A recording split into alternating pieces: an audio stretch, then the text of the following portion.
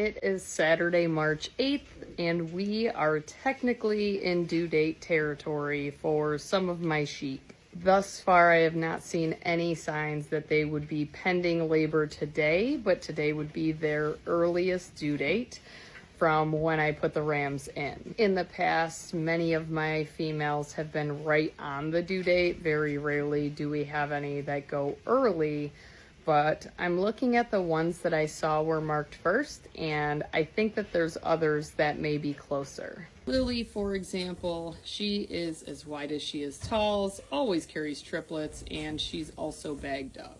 Let me give you a rear view. She's not as bagged up as her twin sister that I'll show you in a second. This girl right here also gives triplets regularly, and we will see if she cooperates. Hi, sweetie.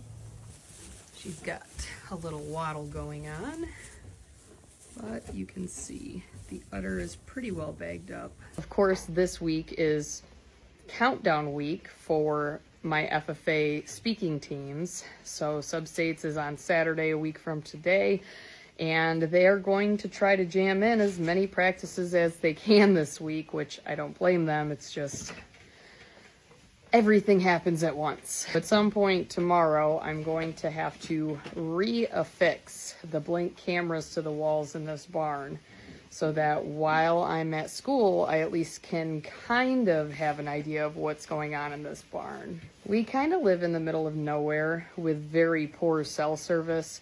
So, and of course, the barn is a steel-sided and roofed barn.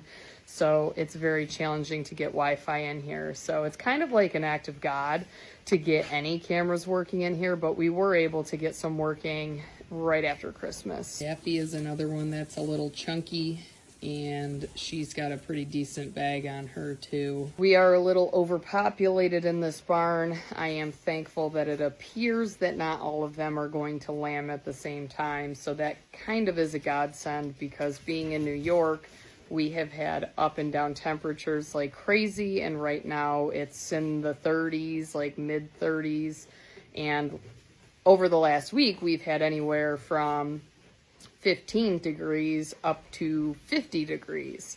So Mother Nature's a little bipolar at the moment.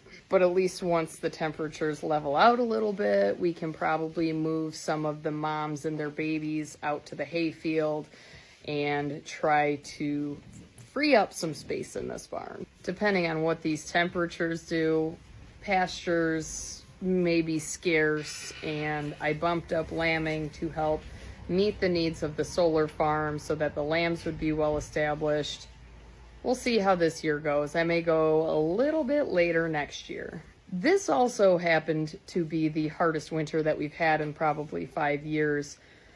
I saw a golf course local to us post on their Facebook page last weekend that their opening day for 2024 was like March 1st last year. So it's not unusual for us to get snow into early May. It really just depends on the year. That's it for the sheep. I will keep you updated when I see little babies bouncing around here. Also, an incredibly random side note, I did not make a video about this week, but there was a chicken at school that came down with wry neck. And I have been successfully treating it. She's making improvements, but she's not 100% yet. So if she recovers a little bit more, I will make a video about her. But again, an example of what people don't realize when they're buying these cute fluffy chicks and trying to get their own egg layers is that they can develop a whole slew of things even if you do everything right.